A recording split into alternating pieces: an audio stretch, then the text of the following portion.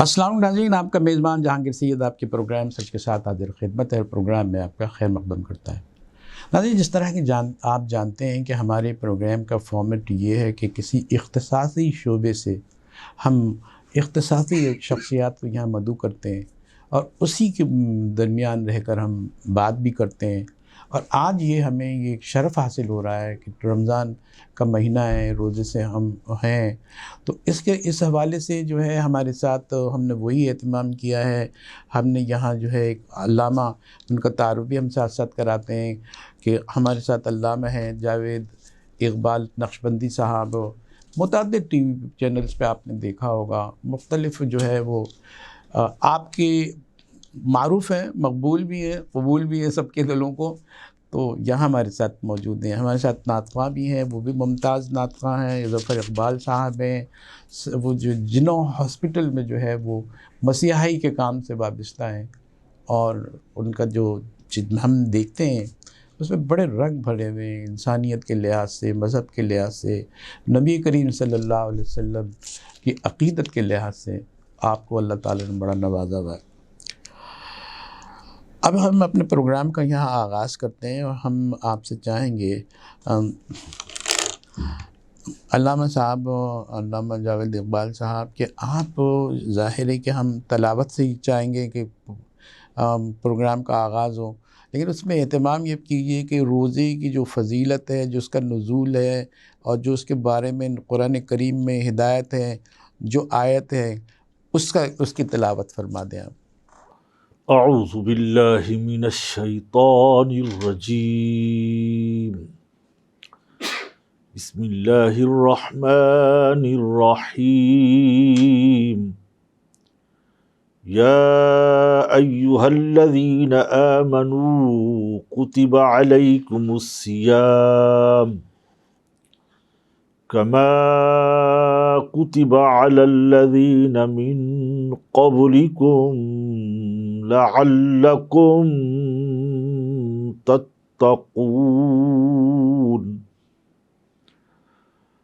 ایاما معدودات فمن فرض فیہن الحج فلا رفث ولا فسوق بالحج وما تفعلوا من خیر یعلمہ اللہ آمنت باللہ صدق اللہ العظیم۔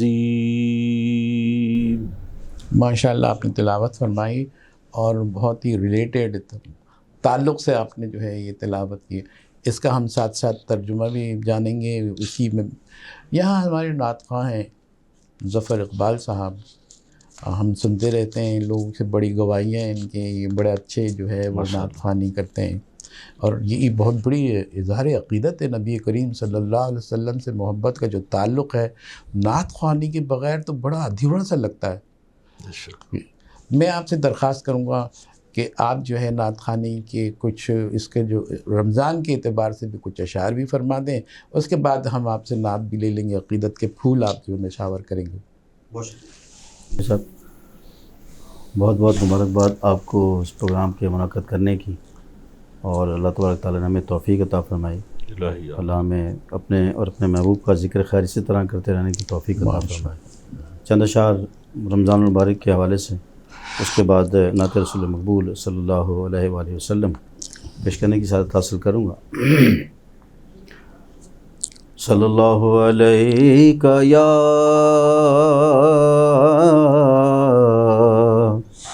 یا رسول اللہ وسلم علیک یا حبیب اللہ۔ رمضان کے حوالے سے چند اشعار۔ اہل ایمان کے لیے ہے یہ مسرت کا پیام، اہل ایمان کے لیے ہے یہ مسرت کا پیام، آ گیا سر چشمہ آ گیا سر چشمائے فضل خدا ماہ سیام، اہل ایمان کے لیے ہے یہ مسرت کا پیام، ماشاء اور اللہ، روح پرور ہے یہ تسبیح و تلاوت کا سما، ماشاء اللہ، روح پرور ہے یہ تسبیح و تلاوت کا سما، کر رہے ہیں سب بقدر، کر رہے ہیں سب بقدر ظرف اس کا اہتمام، اہل ایمان کے لیے ہے یہ مسرت کا ماشاء پیام، اللہ، اور مسجدیں فضل خدا سے مطلع انوار ہیں، مسجدیں فضل خدا سے مطلع انوار ہیں، پی رہے ہیں اہل ایمان، پی رہے ہیں اہل ایمان بادۂ وحدت کا جام، اہل ایمان کے لیے ہے یہ مسرت کا پیام، اور بارگاہ رب العزت میں سبھی ہیں سجدہ ریز، بارگاہ رب العزت میں سبھی ہیں سجدہ ریز، دید کے قابل ہے یہ، دید کے قابل ہے یہ قانون قدرت کا نظام، واہ، اہل ایمان کے لیے ہے یہ مسرت کا پیام۔ ہم یہ چاہیں گے کہ وہ ایک نعت بھی لے لیں گے، ہم حضرت سے بات بھی کر لیتے ہیں۔ تو حضرت علامہ صاحب، وہ ہم یہ دیکھتے ہیں کہ تمام انبیاء پر، اپنے اپنے زمانے کے انبیاء پر جو ہے وہ دروز نازل ہوئے اور اس پر عمل بھی کیا، اور ہمارے خاتم النبیین جو ہے وہ ایبسلوٹ اتھارٹی کے طور پر جو اس پہ آئے ہیں، مکمل حتمی جو فیصلہ لے کر آئے، اس میں ان روزوں میں اور ان کے روزوں میں فرق کیا ہے؟ الحمدللہ وکفا والصلاة والسلام علی من لا نبی بعدہ، اما بعد، فاعوذ باللہ السمیع العلیم من الشیطان الرجیم، بسم اللہ الرحمن الرحیم، الصلاة والسلام علیکہ یا سیدی یا رسول اللہ وعلی آلک و اصحابک و اہل بیتک و عترتک یا نور اللہ۔ شکریہ اپنا جہانگیر سید صاحب، آج کا جو آپ نے خوبصورت یہ موضوع کا انتخاب فرمایا ماہ سیام کے حوالے سے، یقیناً یہ بہت بڑا وسیع موضوع ہے۔ اس کے اوپر اگر کلام کیا جائے تو اس میں کئی پروگرام آپ کے ہو سکتے ہیں اور کئی گھنٹے درکار ہوتے ہیں۔ اختصار کے ساتھ عرض یہ ہے کہ روزے پہلے نبیوں پر بھی فرض تھے، مگر فرق یہ ہے کہ اس امت کو جو اللہ نے روزے دیے، اس میں وقت تھوڑا دیا اور ثواب زیادہ رکھا۔ اچھا، ماشاء اللہ، یہاں یہ ارشاد فرمایا، یا ایھا الذین آمنوا، رسول کی امت کو اہل ایمان، ایمان والا کہہ کے مخاطب کیا کہ اللہ کا یہ پیغام اہل ایمان کو ہے، کتب علیکم الصیام، ہم نے تم پر روزے فرض کیے ہیں، صرف تم پر نہیں، تم سے جو پہلے لوگ تھے، امتیں تھیں، مسلمان تھے، ان پر بھی اللہ نے روزے فرض کیے، من قبلکم، اس کی وجہ یہ ہے فرض کرنے کی، لعلکم تتقون، تاکہ تم متقی بن جاؤ، صحیح، تم تقوی حاصل کرو۔ رب یہ چاہتا ہے کہ میں اپنے پیارے حبیب صلی اللہ علیہ وسلم کی امت کو متقی دیکھوں، یہ تقوی حاصل کر لے۔ چونکہ روزہ تزکیہ نفس کا نام ہے، روزہ انسان کے جسم کو، باطن کو، اندر کو پاک صاف کرتا ہے۔ ایک چھوٹی سی بات یہ ہے کہ ایک تو یہ بات آپ نے رکھی سامنے، بڑی اہم بات رکھی، میں یہ چاہ رہا ہوں کہ وہ جو جن پہ نازل ہوئے روزے، اس کی جو پابندی تھی، جو بھی چیزیں سے فرائض تھے، اس میں فرق کیا ہے؟ ہمارے یہاں اس میں کیا فرق ہے کہ ان کو منسوخ ہو گئے وہ، اور ہمارے جو ہے منظور اور مقبول ہو گئے، قبول ہو گئے؟ جی بالکل، آپ کا ارشاد بجا ہے۔ ہوا یہ تھا کہ پہلی امتوں پر جو روزے فرض کیے گئے، جس طرح انہوں نے اپنے جو کتاب الہامی تھی ان کو انہوں نے بدل دیا، اس میں ملاوٹ شامل کر دی، تو آیاتوں کو بدل دیا، اسی طرح ان کے جو روزے تھے اس میں بھی وہ ملاوٹ لے آئے اپنی عبادت کے اندر۔ مثلا وہ نفس کی خواہش کے مطابق عبادت کرنے لگے۔ وہ عبادت مردود ہوتی ہے جو نفس کے مطابق کی جائے، وہ عبادت مقبول ہوتی ہے جو اللہ کی رضا کے لیے کی جائے یا اللہ کے پیغمبروں کے حکم کے مطابق کی جائے۔ مثال کے طور پہ پہلی امتوں پہ روزے فرض تھے، کسی کے اوپر 30 روزے تھے، انہوں نے 40 کر لیے، کسی کے اوپر 20 تھے، انہوں نے 10 کر لیے، کسی نے کم کر دیے، کسی نے زیادہ کر دیے۔ مگر یہ اس امت کا امتیاز ہے کہ جو روزے تھے روز اول سے آج تک وہ روزے برابر چلے آ رہے ہیں، نہ اس میں کمی ہوئی ہے نہ اس میں اضافہ کیا ہے۔ جو حضور نے فرمایا کہ چاند دیکھ کر روزہ رکھو اور چاند دیکھ کر عید کرو، تو آج ہم پوری دنیا کے اندر دیکھتے ہیں امت مسلمہ اس چاند کی انتظار میں ہوتی ہے کہ رمضان کا چاند آئے تو ہم سحری کریں۔ اس امت میں اور اس امت میں فرق سحری کا بھی ہے، اس امت میں اور اس امت میں وقت کا بھی فرق ہے۔ ان کے وقت زیادہ لمبے تھے، جی بالکل تبدیلی کی۔ موسم یہ تھا، ان کے نفس نے کہا جی گرمیوں کے روزے آ گئے ہیں، یہ تو بڑے بھاری پڑیں گے، ہم بیمار ہو جائیں گے، یہ ہو جائے گا وہ ہو جائے گا، اگر مگر میں لگ گئے۔ اور یہ جو وہ سردی کے روزے ہوں گے، انہوں نے کہا سردی کے روزے ہمارے طبیعت کے موافق ہیں، ہمارے مزاج کے بھی مطابق ہیں۔ تو شریعت مزاج کا نام نہیں ہے، شریعت طبیعت کا نام نہیں ہے، شریعت احکام خداوندی کا نام ہے۔ جو اللہ نے حکم دیا ہے اس کے مطابق کرو، جو اللہ نے جہاں سے روکا وما آتاکم الرسول فخذوہ وما نہاکم، جو میرا رسول تمہیں دے وہ لے لیا کرو، جس سے میرا پیغمبر تمہیں روکے وہاں تم رک جاؤ۔ تو اسی طرح نبی کریم صلی اللہ علیہ وسلم نے فرمایا میرے غلاموں تم کھاؤ پیو، اور بھی اس میں ڈھیر ساری باتیں ہیں کہ یہ حدیث کی کتاب کے اندر پورا ایک باب ہے جس کا نام ہے باب الصیام، بخاری کے اندر ہے، مسلم کے اندر ہے، ابن ماجہ، ابو داؤد، ترمذی، مشکات کے اندر پورا ایک باب باندھا ہے۔ اس کے اندر جو جو چیپٹر رکھے ہیں علماء نے، محدثین نے، اس میں یہی رکھا ہے کہ وقت کا تعین کیا ہے، کب روزہ رکھنا ہے، سحری کا وقت کیا ہے، رات کے کون سے حصے میں سحری استعمال کی جائے۔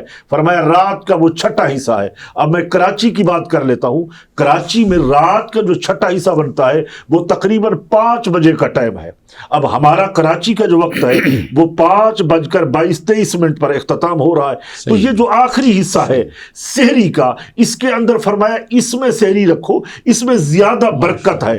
تو وہ مسلمانوں نے، رسول اللہ کے غلاموں نے عمل کیا، اس وقت کا بھی تعین کر لیا کہ اس وقت کو رکھا جائے، اس کے پیچھے آگے پیچھے نہیں گئے، اپنی مرضی کے مطابق نہیں چلے بلکہ اپنے رسول کے فرمان کے مطابق چلے۔ بڑا سیر حاصل آپ نے جو ہے جواب دیا۔ آپ نعت خواں ہیں ظفر اقبال صاحب، بہت مرتبے کی بات ہے نبی کریم صلی اللہ علیہ وسلم کی مدح خوانی کریں آپ نے کب سے ہی کر رہے ہیں اور کیا محسوسات ہوتے ہیں آپ کے؟ یہ ہم یہاں ایک بریک لے لیتے ہیں اور اس کے بعد اس سے ہم آپ سے جواب لیں گے اور پھر آخر میں ایک نعت بھی لیں گے۔ ناظرین ہمارے ساتھ رہیے، ایک تھوڑا سا چھوٹا سا بریک لیتے ہیں، بریک کے بعد دوبارہ حاضر ہوں۔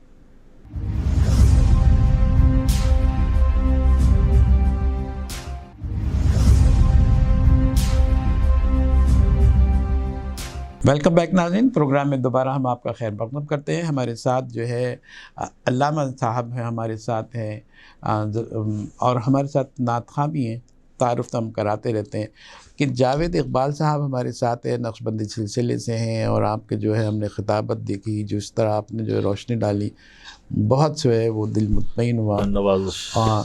ہمارے نعت خواں ہیں ہم ظفر اقبال صاحب، ہمارے دوست بھی ہیں، ہمارے خیر خواہ بھی ہیں۔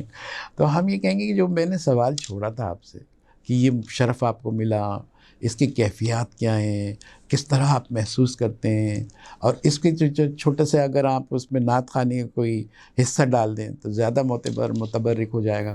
جی ماشاء اللہ، بہت شکریہ۔ اصل میں جہانگیر صاحب جہاں تک کہ جی کیسے، تو یہ سب اللہ تعالیٰ کا کرم ہے، اس کا فضل ہوتا ہے، مطلب تو اس حساب سے وہ معاملات چلتے ہیں۔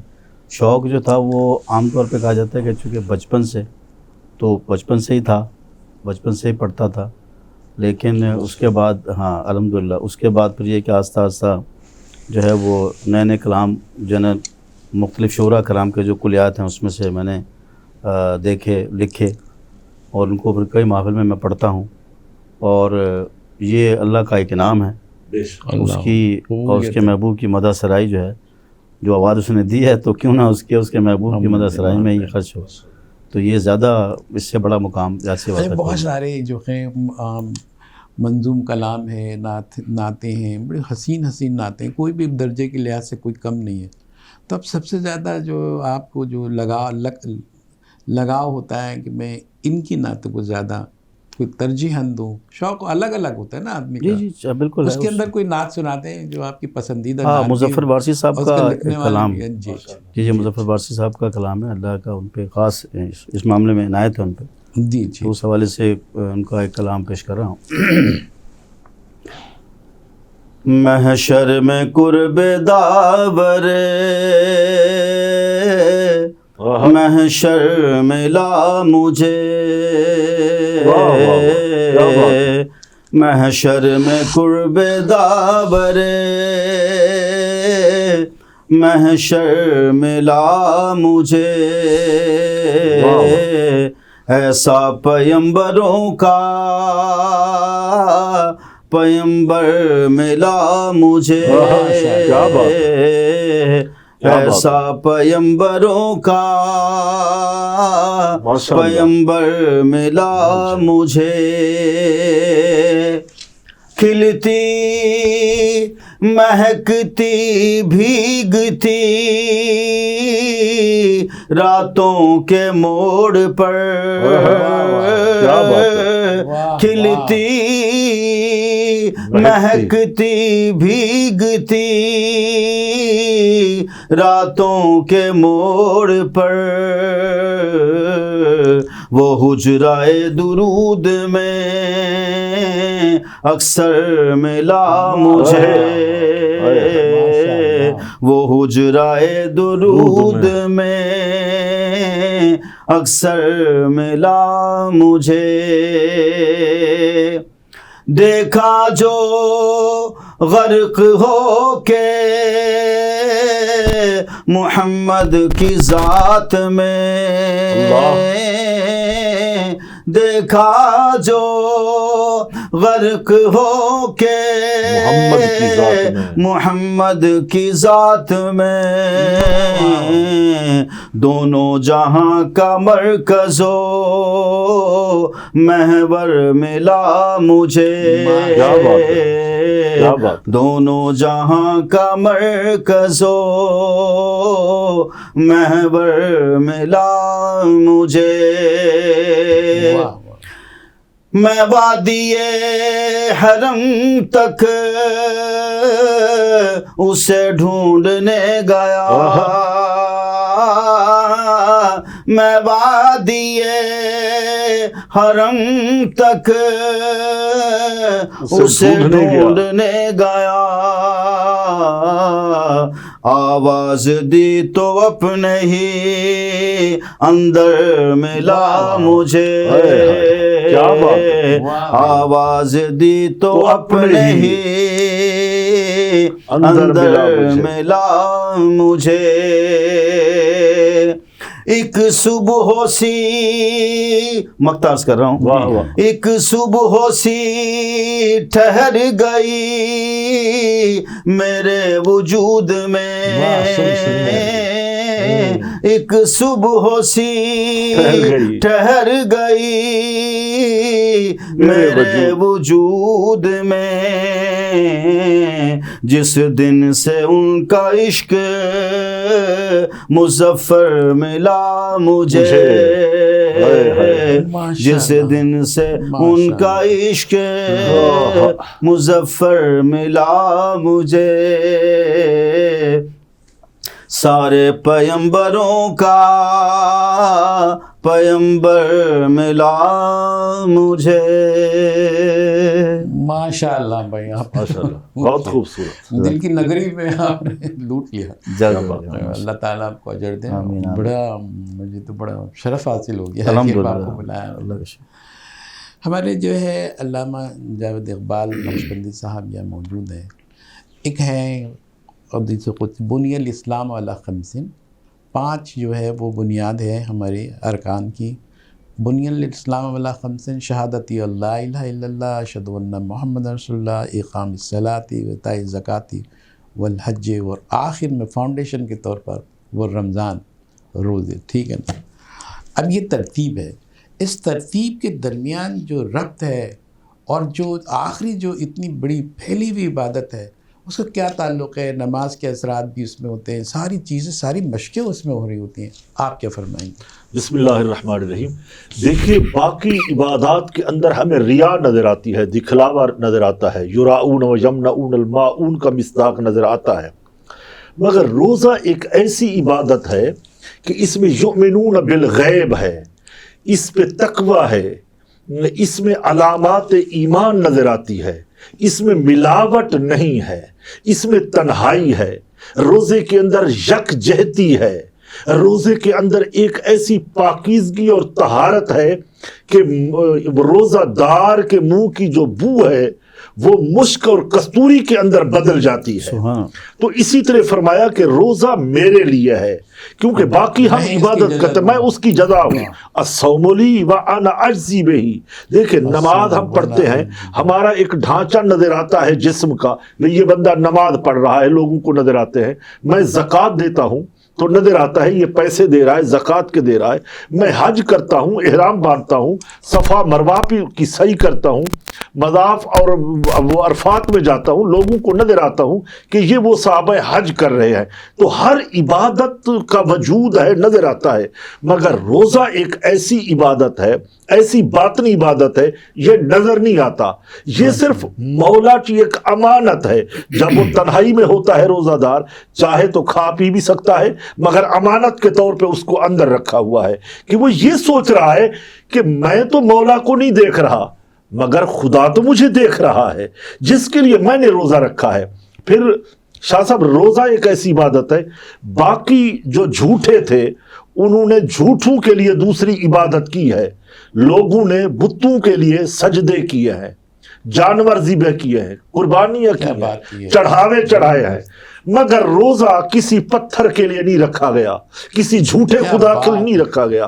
روزہ ہمیشہ ہر دور میں صرف اللہ کے لیے رکھا گیا ہے، تو اسی لیے اس کو عبادت میں رکھا اور بہترین عبادت قرار دیا کہ روزہ میرے لیے ہے، میں اس کی جزا ہوں۔ جب نماز کی باری آتی ہے تو وہ حکم دیتا ہے ملائکہ کو کہ اتنی نیکیاں لکھ لو، رک جاؤ۔ اب جب حج آیا تو فرمایا لکھ لو، اس کو بخش دو۔ اور جو باری، تو روزے کی جب باری آتی ہے اللہ فرماتا ہے تم نہیں لکھو، ہم اس کو 10 سے لے کے 70 تک، 70 سے لے کے 700 تک، پھر یہاں تک بھی بس نہیں ہوئی، ہٹ جاؤ۔ الصوم لی وانا اجزی بہ، یہ تو تھا بھی میرے لیے، اس کی میں ہی جزا ہوں۔ تو مفسرین کرام نے، محدثین نے قلم اٹھایا کہ وہ جزا کیا ہے جس کی بار بار کہا جا رہا ہے کہ میں جزا ہوں، میں جزا ہوں، میں جزا ہوں، اس کی میں جزا بنوں گا۔ کیا جزا ہے؟ فرمایا وہ جزا یہ ہے، اس رب کریم کا روزے دار کو، صائم کو دیدار ہوگا اللہ کا، اور جنت میں خدا مہمان نوازی کرے گا، میزبان خدا ہوگا، مہمان نواز روزہ دار ہوگا۔ پوچھا جائے گا کہ روزہ دار تو اللہ کی خاطر بھوکا پیاسا رہا؟ پھر میں نے ایک جملہ اور عرض کیا تھا، یک جہتی، फुकरा मसाकीन के साथ यकजहती करना होती है। मसाकीन बैठे होते हैं। मैं बगदाद शरीफ में गया हूँ, वहाँ एक बुजुर्ग का मज़ार है, हजरत बिशर हाफी का, सिलसिले के बड़े बुजुर्ग हैं, हुजूर दाता अली हजवेरी के सिलसिले के हैं, हुजूर गौसे आजम के सिलसिले के वो बुजुर्ग हैं, हजरत बिशर हाफी। सर्दियों के अंदर वो बगैर कपड़ों के बैठे और सर्दी से लरज रहे हैं। ये जुमला अहले तसव्वुफ समझ सकते हैं। तो मैं आपके तवस्सुल से अर्ज करना चाहूँगा, आपके चैनल के तवस्सुल से। हुआ ये कि लोगों ने कहा हजरत आप कपड़े पहन ले, कपड़े तो रखे हुए हैं और आपके ऊपर सर्दी का इस तरह एक सख्ता तारी है। फरमाया कि मुझे शर्म आती है, ऐसे फुकरा ऐसे मसाकीन बैठे हैं जो सर्दी के अंदर लरज रहे हैं, उनको पहनने के लिए कपड़े नहीं हैं, मैं उनके साथ यकजहती न करूं। तो रोजा पैगाम देता है कि तुम सारा साल खाते हो, अब ये महीना आया है, जरा इन मेरे बंदू के साथ भी यकजहती कर लो ना, मिस्कीन बन जाओ, फकीर बन जाओ, देखो कि खुदा मिलता है या नहीं मिलता। हमारे साथ जो है नातखाएं और जैसे गुलाह अक़ीदत पेश किए, बस उसी के अंदर हम सरशार हैं। नात जो है ये सुन्नत सहाबा भी है, फरमान नबी भी है, जी बिल्कुल सही। नात रूह की ग़िज़ा है। और नात खां के बारे में आप क्या कहेंगे? नात खां को तो बड़ा सादत, बड़ा एजाज है, मगर ये हमारे जो जफर भाई है ये पेशावर नात खां नहीं है। ये वो नात खां अपना हाथों से कमाते हैं और नात जो पढ़ते हुजूर की मोहब्बत में पढ़ते हैं। हम ऐसे नात खानों को सलाम करते हैं, वेलकम करते हैं और ऐसे नात खां आने चाहिए। आपने जो कैफियत बताई है ना कि उसके अंदर कैफियत होती है, यकजहती होती है, यार पे आपके दिल पे भी कैफियत उतरती होंगी, नात की बरकत उतरती होंगी, बेशक आपकी एक अजीब जज्ब की कैफियत होगी। रमज़ान में जब आप रोज़ा रख के नात ख़वानी कर रहे होते हैं और फिर उसमें क्या तब्दीली आप देखते हैं, क्या मतलब आपको हासिल होता है अल्लाह की बारगाह से, ऐसा कुछ ना कुछ तो एहसास अंदाज़ा होता है ना? जी जी बिल्कुल, ज़ाहिर सी बात है कि चूँकि रमज़ान खालिसतन अल्लाह की इबादत है और इसके अंदर इबादत का चूँकि तकाज़ा मयार बढ़ जाता है और उसके अंदर फिर इंसान रोज़ा रखते हुए भी जब हम किसी प्रोग्राम में जाते हैं, नात ख़वानी करते हैं, तो हमें आम दिनों के मुकाबले में उसका ज़्यादा लुत्फ़ भी आता है और ज़्यादा रूहानी कैफियत जो है रूहानियत बढ़ जाती है, रूहानी कैफियत तारी होती है। और उसमें यानी नात ख़वां के हवाले से जैसे आपने कहा कि भाई क्या मामलात होते हैं, तो आज़म चीची साहब का मुझे एक शेर याद आ गया कि कितना बड़ा है मुझ पे ये एहसान मुस्तफ़ा, कहते हैं लोग मुझको सना खान मुस्तफ़ा। माशाअल्लाह। तो वो कहते हैं कि सना खान मुस्तफ़ा कहलवाना जो है वो बहुत बड़ी सादत की बात है कि उसके महबूब की से मदा सराई जो है, सुभान अल्लाह, जो जिसके हिस्से में आ जाए और वो ना करे, अगर वो उसको अल्लाह ने इस्तिताअत दी है, उसको अल्लाह ने आवाज़ दी है और वो उसकी मदा सराई ना करे, तो ये बहुत बड़ी ज़्यादती होगी, मतलब अपने साथ भी और मतलब मुसलमान होने के नाते इस्लाम के साथ भी। कि आपने जिस तरह फरमाया कि जो है हमारे सहाबा इकराम भी जो है नात ख़वानी, हज़रत हसन बिन साबित और सहाबा किराम, हज़रत अमीर हमज़ा हुजूर के नात ख़वां को शायर थे, उन्होंने नातें लिखी हैं, बहुत बड़े बड़े दीवान लिखे गए हैं। इस पूरी उम्मत के अंदर एक तबका है नात पढ़ने वाला, बड़ा शर्फ हासिल है इसमें। आपके जो है ये जो नात ख़वानी की जो सरशारी है, कैफियत है, उस पर कुछ अशार आपके पास हो तो हम हाजिर हैं। जी जी मैं इंशाल्लाह पेश करता हूँ। अलहाज राजुद्दीन सोहरवर्दी रहमतुल्लाह का लिखा हुआ कलाम, जो फसीहुद्दीन सोहरवर्दी के वालिद हैं, वालिद ग्रामी हैं, तो उनका इश्क़ नबी के होने के वजह से अशार चंद जो है वो अशार पेश कर रहा हूँ। इश्क़ नबी मेरे दिल में भी समा जाना, इश्क़ नबी मेरे दिल में भी समा जाना, मुझको भी मोहम्मद का दीवाना बना जाना, مجھ کو بھی محمد کا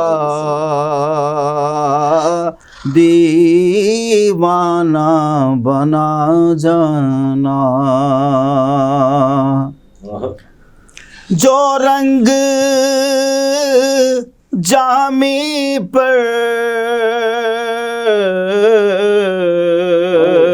رومی پہ چڑھایا تھا،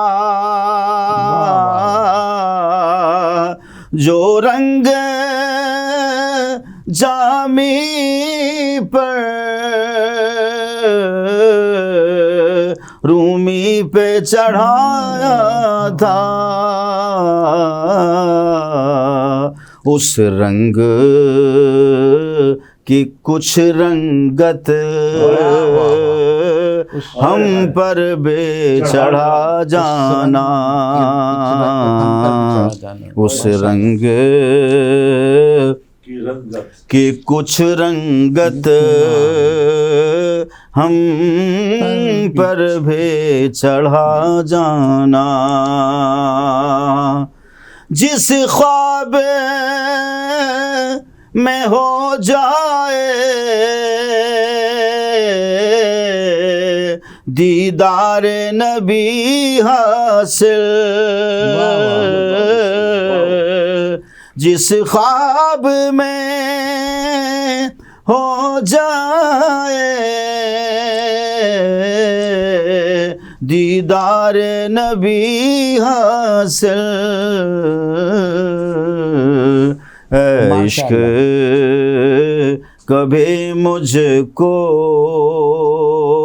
نیند سے سلا جانا، عشق کبھی مجھ کو نیند سے سلا جانا، بہت خوبصورت۔ دنیا سے ریاض ہو جب عقبا کی طرف جانا، دنیا سے ریاض ہو جب عقبا کی طرف جانا، داغ غم احمد سے سینے کو سجا جانا، داغ غم احمد سے سینے کو سجا جانا، عشق نبی میرے دل میں بھی سما جانا،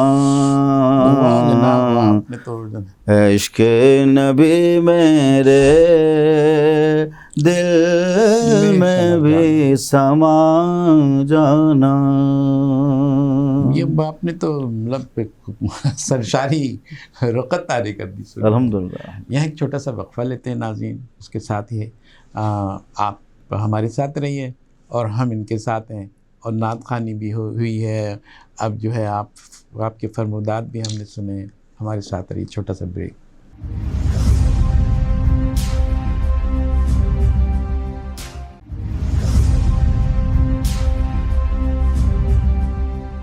ویلکم بیک ناظرین، پروگرام میں دوبارہ ہم آپ کا خیر مقدم کرتے ہیں۔ اسی روزے کی فضیلت کے حوالے سے، رمضان کی برکات کے حوالے سے ہم بات کر رہے تھے، اور نعت خوانی کی سے بھی ہم نے اس کو سجایا، اس پروگرام کو اللہ قبول کرے۔ ہمارے جو ہے یہاں علامہ ہمارے ساتھ ہیں، جاوید اقبال صاحب نقشبندی۔ آپ بڑی پرمغز جو ہے آپ باتیں نئے پہلو سے آپ اجاگر کر رہے ہیں، جو کم سننے میں آتی ہیں۔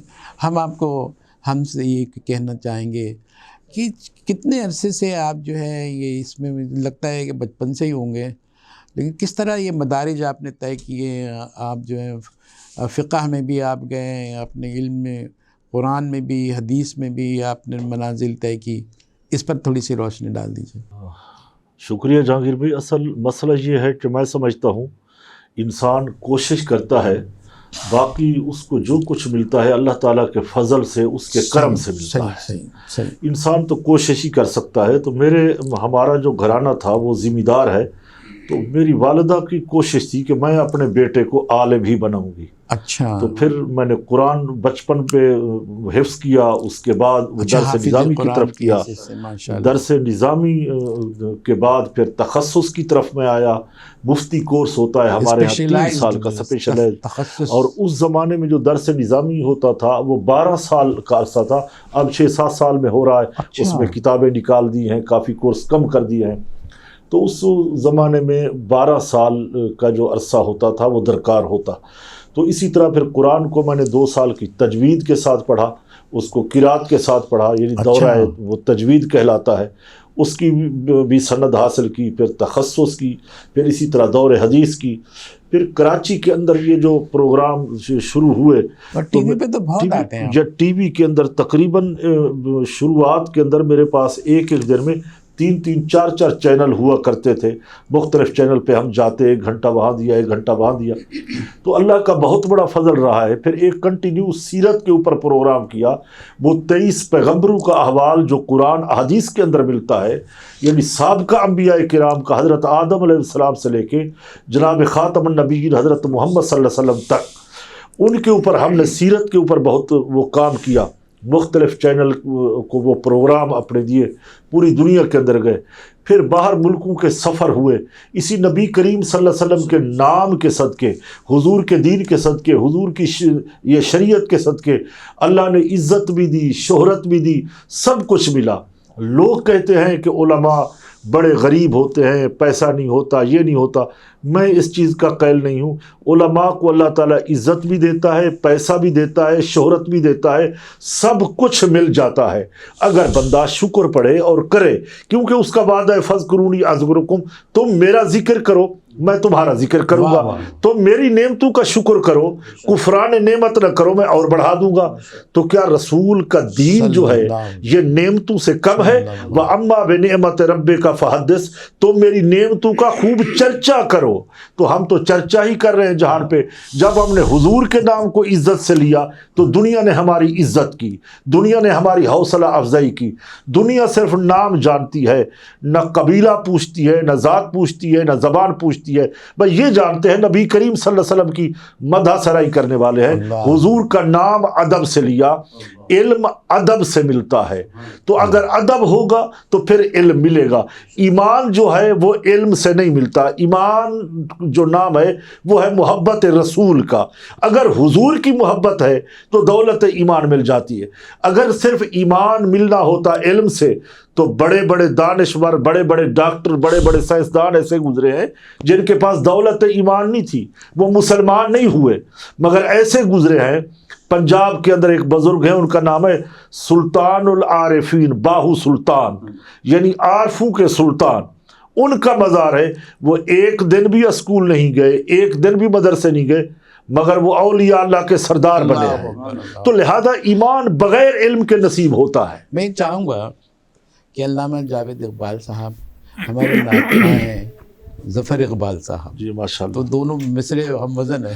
جی بالکل، جی وقت ہی وقت آ رہا ہے، نیک وقت میں وقت۔ چاہوں گا کہ آپ جو ہے آپ کی کوئی خواہش کا اظہار کریں، کوئی ایک نعت جو ہے نا ہمیں پیش ہو جائے، آپ بھی مسرور ہو جاتے ہیں۔ بے شک، اصل یہی ہوتا ہے یہ جہانگیر بھائی، نعت جو ہے یہ ہمارے عقیدے کی پہچان ہے۔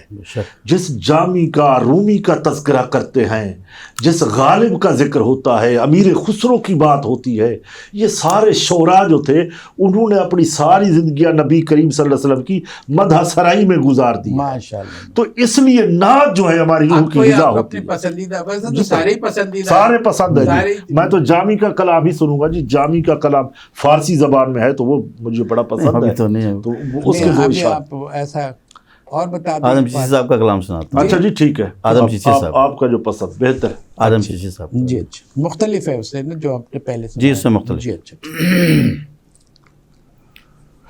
ایسا کوئی محبوب نہ ہوگا، ہائے ہائے ہائے ہائے، نہ ہوگا، نہ کہیں ہے، نہ کہیں ہے، خلقت مبرعا، کہ ایسا کوئی محبوب نہ ہوگا، نہ ہوگا، نہ کہیں ہے، کہ بیٹھا ہے چٹائی پہ، اللہ اللہ اللہ، مگر عرش نشیں ہے، اللہ اللہ اللہ، کہ بیٹھا ہے چٹائی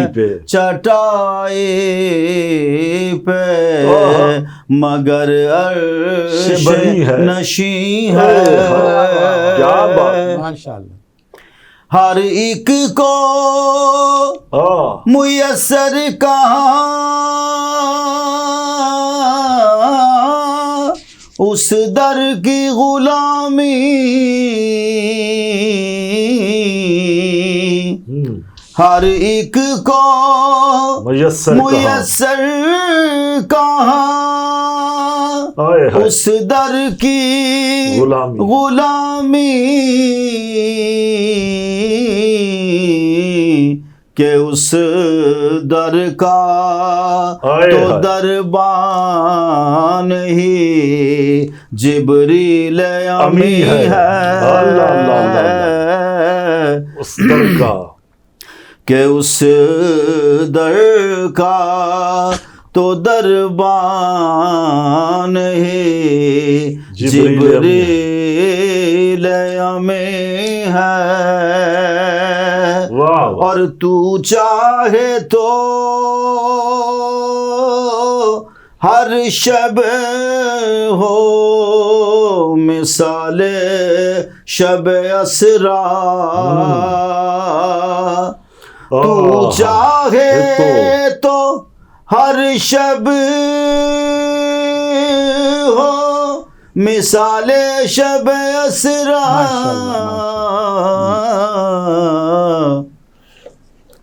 جی جی ماشاءاللہ ماشاءاللہ۔ اصل میں مسئلہ یہ ہے کہ ہمارے پروگرام کا وقت محدود ہے، اور جی بالکل نہیں چاہتا ہے کہ یہ سلسلہ منقطع ہو، لیکن یہ مجبوری ہماری ہے کہ آج کی کیفیت، ایک جملہ میں آپ سے چاہوں گا، آج کی کیفیت کے بارے میں یہاں ہے، آپ نے ان کو سنا، آپ نے آپ کو سنا، علامہ بھی ہے، نعت خواں بھی ہے، چھوٹے سے آپ وہی دیتے ہیں کہ آج کے اپنے دوسری اس کے مقابلے میں آج اس محفل کو آپ نے کیا محسوس کیا، چھوٹا سا روحانیت محسوس کی، جناب کے ساتھ بیٹھ کے شرف حاصل ہوا، پرانی یادیں تازہ ہو گئیں۔ یہ محفل کا سفر، محفلیں تو ہوتی رہتی ہیں لیکن ملاقات نصیب کی بات ہوتی ہے، ملاقات ہو گئی، یہ اعزاز کی بات ہے۔ خدا کرے جیسے یہاں محفل سجائی ہے، اللہ کرے کر قیامت کے دن بھی وہاں جنت میں بھی اسی طرح کی محفل سجا کے بیٹھے رہے۔ آپ کیا بشارت؟ جی میں بس کروں گا کہ چونکہ یہ پروگرام آپ نے جس طرح سجایا ہے، تو یہ جو ساعتیں گزری ہیں ہماری، اس سے قیمتی ساعت کوئی نہیں ہو سکتی، کہ جو ہم نے اس پروگرام میں جو بیٹھے ہیں یہاں پر جو سنا ہے، حضرت جناب علامہ مفتی صاحب نے بھی جو فیض و برکات پیام کی رمضان کی، اور اس کے بعد جو مدر سرائی کی سعادت مجھے حاصل ہوئی، تو یہ ساعتیں جو ہیں یہ بہت ہی قیمتی ہیں ماشاءاللہ، اور اللہ تبارک تعالیٰ ہمیں ایسی ساعتیں نصیب فرمائے آپ کے ساتھ اس طرح بیٹھنے کی، اور اپنے محبوب کا ذکر خیر کرتے رہنے کی توفیق عطا۔ ہمیں بھی اپنی دعاؤں میں ہمارے شامل فرمائے۔ ناظرین، بہت ہی خوبصورت، بڑی جو ہے عالمانہ گفتگو، اس کی مختلف جس طرح کے آپ نے کئی جہتوں سے باتیں کی، بہت خوبصورت باتیں کی، اور بہت خوبصورت آواز میں آپ نے نعت سنائی۔ انشاءاللہ یہ سلسلہ ہم کوشش کریں گے برقرار رہے، آپ سے ملاقاتیں رہیں، آپ سے فیض ہم اٹھاتے رہیں۔ ناظرین، اپنے میزبان جہانگیر سید کو اپنے مہمانان گرامی کے ساتھ اجازت دیجیے۔